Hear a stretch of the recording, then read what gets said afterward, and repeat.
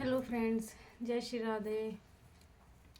आज मैंने ये सूट स्टिच किया है अभी बैठी बैठी में।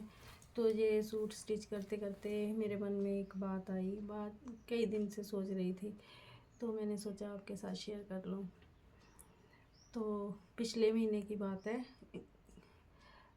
शादियों का सीज़न चल रहा था। उन दिनों में एक मेरे पास कस्टमर आई। उन्होंने मुझसे कुछ कपड़े सिलवाए थे। तो उन्होंने कहा कि दीदी, मुझे कॉल करके पूछा, दीदी आप 2 सूट स्टिच कर दोगे। पहले मैंने उनके स्टिच कर दिए थे। तो उनके घर में शादी थी, तो बोले कि दीदी आप मेरे घर के 2 सूट है, स्टिच कर दोगे। पहले उन्होंने पूछा है। मैंने कहा कोई बात नहीं, मैं कर दूँगी स्टिच। 8 तारीख को चाहिए था। तो 4-5 को उन्होंने कॉल की, 3-4 तारीख को कॉल की थी। तो मैंने कहा कोई बात नहीं। उसके बाद उन्होंने अपनी मदर इन लॉ को मेरे पास भेजा। तो वो कपड़े लेके आए और गेंदा के 2 सूट थे, लाइनिंग लगानी थी। तो उन्होंने मेरे से जो रेट बनाया, बोले कि लाइनिंग आप लगाओगे तो इतने पैसे हम देंगे। मैंने कहा कोई बात नहीं। मैंने अपना रेट जो था मैंने उनको बता दिया, वो मान गए। तो मैंने कहा ठीक है, आप 7 तारीख को ले जाना।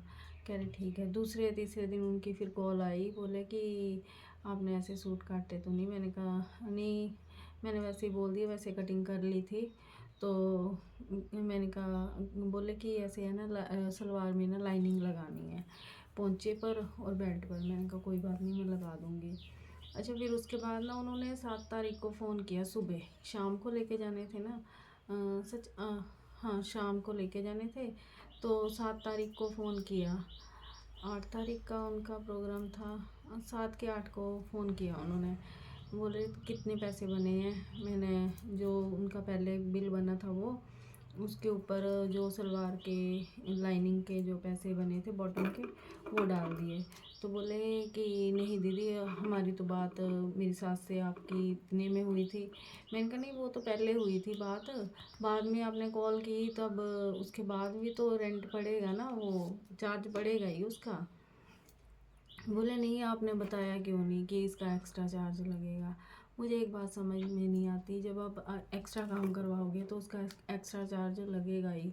तो उस वक्त तो मैंने कुछ नहीं कहा। तो दूसरे दिन ना उनकी मतलब जिस दिन लेने आना था उस दिन उन्होंने दोबारा कॉल की। बोले हम इतने पैसे देंगे, एक्स्ट्रा नहीं देंगे। मैंने कहा क्यों। तो बोली मेरी दीदी, आप ना देवरानी थी कि जेठानी थी, उनसे बात कर लो। मैंने उनसे बात की। बोले आप तो बहुत चार्ज ले रहे हैं कि 250 रुपये में तो पूरे फुल सूट को लाइनिंग लग जाती है। मैंने कहा वो बात अलग है, ठीक है, आपने बाद में वो काम कहा है, ठीक है, पहले कहा होता तो उसमें मैं पहले एडजस्टमेंट करती ना। तो वो बाद में बोला है तो उसमें तो बाद में एक्स्ट्रा काम तो हुआ ही है।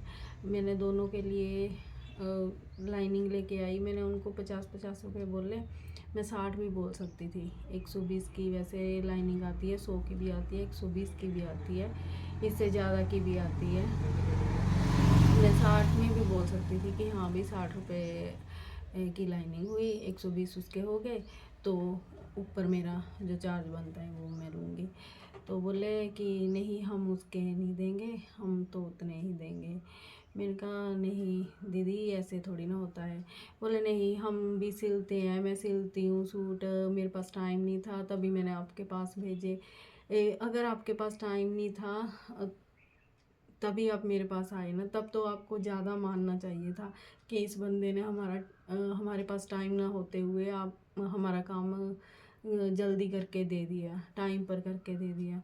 उन्होंने उल्टा पूछने की बजाय बल्कि उनको खुद पूछना चाहिए था कि दीदी हमने दोबारा कॉल की थी, आपने जो लाइनिंग लगाई है उसके मतलब के पैसे आप एक्स्ट्रा लोगे, पूछ लेते। पूछने की बजाय जो बताया है उसको भी मना कर रहे हैं कि बिल्कुल ही नहीं देंगे। चलो बिल्कुल ना सही, मतलब कम तो 50 कम दे देते, 10-20 कम दे देते, मतलब देते तो सही। लेकिन वो साफ ही मुकर गए कि नहीं, हमने जो बात आपसे पहले की है, मैं खुद सिल लेती हूँ, इतना खर्चा नहीं होता।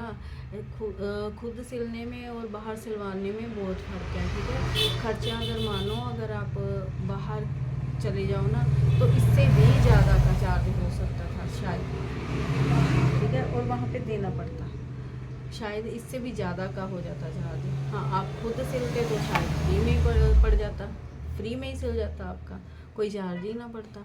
फिर भी लाइनिंग तो आप घर में थोड़ी ना पैदा करोगे, वो तो फिर भी दुकान से ही लानी पड़ती, चाहे वो बॉटम की हो चाहे शर्ट की हो, उसका उसका चार्ज तो लगता ही ना।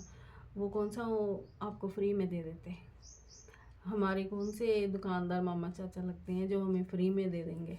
उनके पास जब हम जाते हैं ना, चाहे एक बटन भी लेने जाते हैं, वो बटन 1 रुपये का नहीं पड़ता। मैं हर एक जगह यही बात करती हूँ कि वो बटन हमें 1 या 10 रुपये का नहीं पड़ता, वो हमें कितना पड़ता है। हम हमारा पेट्रोल लगता है, ठीक है, हमारा समय लगता है, हम जाते हैं, किसी को ये नहीं पता कि हम कैसे गए, मैं कैसे गई, सुबह से कुछ खाया है या नहीं खाया है, ठीक है।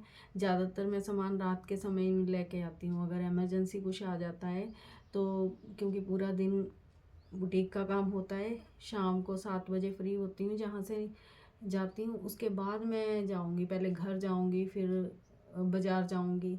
लोकल अगर मिल गई तो ठीक है, नहीं मिली तो मुझे बाज़ार जाना ही पड़ेगा, ठीक। उसके लिए देख लो 8 बजे निकलूँगी तो कितना टाइम हो जाता है, और कब मैं घर आई, कब मैंने काम किया। ऐसे बंदे को ना दूसरे बंदे की कदर करनी चाहिए। अगर मैंने आपका काम टाइम पर कर दिया था तो आपको मतलब दूसरे के काम की कदर होनी चाहिए। अगर आप खुद काम करते हो, ये थोड़ी ना कि आप खुद काम करते हो तो दूसरे के काम की वैल्यू ही नहीं रही, उसके काम की तो वैल्यू है ना, आपको समय पर मिल गया वो काम। तो मैंने अपने किसी से बात भी की कि ऐसे उन्होंने बोले कपड़े देने ही नहीं थे आपने, तो पहले मेरा भी मन किया कि मैं उनसे कहूँ, फिर मैंने कहा नहीं, चलो किसी का कार्ज है। उस दिन उनकी जागो थी, रात को शाम को वो लेने आए थे 6 साढ़े 6 बजे के करीब। तो भैया बोल रहे थे कि जागो का काम चल रहा है और मैं इधर घूम रहा हूँ।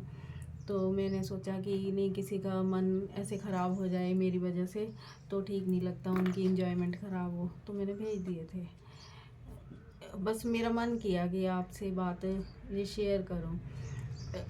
अगर वो बोल रहे थे कि हाँ आपको बताना चाहिए, मान लो हम किसी दुकान में सामान लेने जाते हैं, कोई भी, मान लो एक चीनी लेने गए, 5 किलो चीनी लानी थी, हम 4 किलो लेके आए, और बाद में ज़्यादा आया कि किलो भी लेके आनी थी, वो रह गई, तो किलो भी मंगवाएंगे, तो उनको क्या बोलेंगे कि हमने 4 किलो के पैसे दे दिए, 1 किलो के नहीं देंगे, 1 किलो के भी देने पड़ेंगे।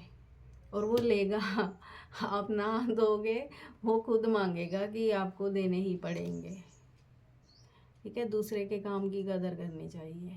अगर कोई वैसे भी हमारे टाइम में पहले तो बुजुर्ग बोलते होते थे कि टेलर की सिलाई और मला की लंगाई ये नहीं रखनी चाहिए, किश्ती वाले का किराया कभी ना रखो, और टेलर की सिलाई मत रखो। पर आजकल कौन मानता है, टेलर की तो सबसे ज़्यादा रखते हैं। अगर हमसे कोई मिस्टेक हो जाए ना, कोई सूट थोड़ा सा ढीला हो जाए या टाइट हो जाए, तो वहीं पे हमारी सिलाई रोक देंगे कि नहीं, आपने हमारा सूट ख़राब कर दिया है, अब हम आपको पैसे नहीं देंगे, बस उसी वक्त। अच्छा, अगर हम परफेक्ट करके देते हैं, बिल्कुल काम हमारा परफेक्ट है, तो कभी कहा है कि हाँ आप हमसे एक्स्ट्रा ले लो, आपने इतना बढ़िया सूट सिला है, सब ने हमारी तारीफ़ की है कि चलो हम आपको एक्स्ट्रा चार्ज देते हैं, नहीं, ठीक है। हम इतने में ही खुश हो जाते हैं कि आपने ये कह दिया कि दीदी आपने सूट स्टिच किया, और वो लोगों ने उसकी तारीफ़ की, हम इसमें ही खुश हैं, और इसी में बोल देते हैं थैंक यू कि आपने हमारे लिए इतना बोला। फिर आप पता नहीं क्यों ऐसे करते हैं लोग, जबकि सबको पता होता है कि किसी की मेहनत, कोई अगर कहीं पे काम कर रहा है, कोई शौक से नहीं बैठा, हर कोई मेहनत के लिए बैठा है, हर कोई अपनी मेहनत के लिए बैठा है, अपने घर चलाने के लिए बैठा है। चाहे मजदूर है, चाहे मजदूर की तो मजदूरी कभी मारो ही मत, कि मजदूर देखो कितनी धूप में खड़ा होकर काम करता है। किसी को आज के मतलब इस मौसम में धूप में खड़े कर दो, हो सकता है खड़ा? बिल्कुल भी नहीं, इतने पसीने, इतना पानी बुरा हाल हो जाता है। तो मजदूर देखो कैसे हमारे लिए छत बना के देता है, घर बना के देता है, जिसके नीचे हम रहते हैं। और अगर वो ज़रा सा इधर उधर काम कर देना, बस वहीं पे उसकी दिहाड़ी मार देते हैं, वहीं पे काम ख़त्म। कह देंगे कि इसने काम नहीं ठीक किया, ये नहीं किया, वो नहीं किया। बस मेरी तो मतलब आपसे यही है कि किसी की मेहनत मत मारो, चाहे थोड़ी है। आप देखो कि उसने उसमें एक्स्ट्रा काम किया है कि किसी का पैसा भी लगाए उसमें। अगर पैसा लगाए, कम से कम वो पैसा दे दो।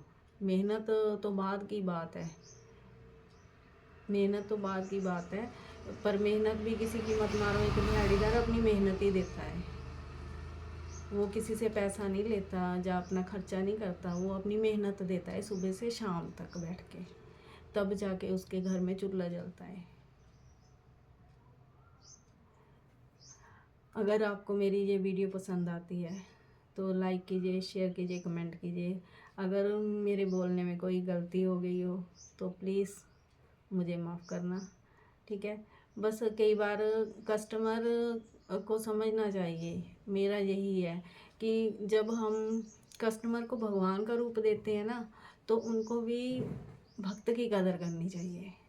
कस्टमर को चाहिए कि अगर दुकानदार उनको भगवान का रूप दे रहा है ना, तो भगवान को भी अपने भक्त का थोड़ा ख्याल रखना चाहिए कि भक्त का भी कुछ बन जाए, ये ना हो बेचारा भक्त रोता ही रह जाए।